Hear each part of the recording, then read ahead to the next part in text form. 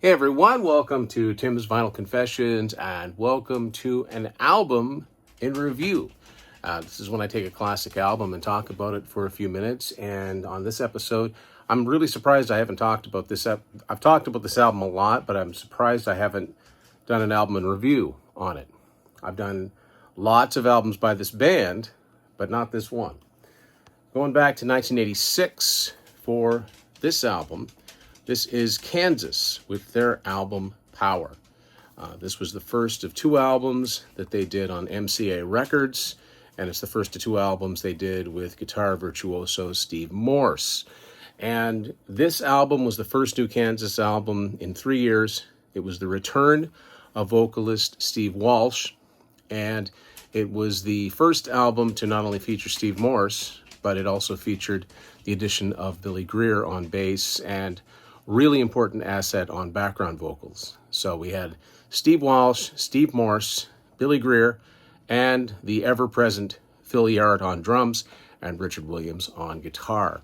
And this album sadly didn't perform as I think it should have, because to me, this is a perfect AOR rock / bit of prog album for the 80s. This is an album that you can listen to if you have no interest in checking out the stuff that Kansas did in the 70s when they were more prog and they had the violin. There's no violin on this album. This is a very user-friendly Kansas album, much like 90125 was for Yes 3 years before this. However, that was a big album. Sadly, this wasn't. And I don't know why, other than MCA didn't promote it well. First single is the first song I ever heard from Kansas, All I Wanted. Great mid-tempo ballad. Was a top 20 single. Should have done better. It's got some heavy rockers on here like Silhouettes in Disguise, We're Not Alone Anymore. Three Pretenders is crushingly heavy. Can't Cry Anymore is a fantastic ballad, one of Steve Walsh's finest vocal performances. It's got a great instrumental on here called Musicato. If you're a fan of the more traditional Kansas, the 70s stuff, you'll probably like Taking in the View. It's more of an acoustic song. Title Song is a fun, anthemic rock song. It was also released as a single. I don't think there was a video for it. So when there's no video for a song in 86, kind of a, pointless endeavor.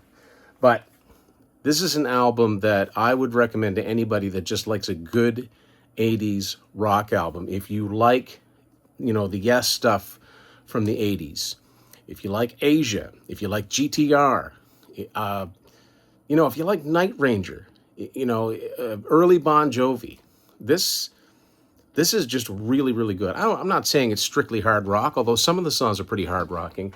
I would check this album out. So that's my little 3-minute review of the Power album from Kansas, a band that I loved enough to do a book about. Let it be your guide, the Kansas album review. Of course, Power is in there, and my reference to that album on this cover, if you look on the top of that mountain, there's an anvil. That's why. So there you go. Thank you for watching this edition of an album in review on Tim's Vinyl Confessions.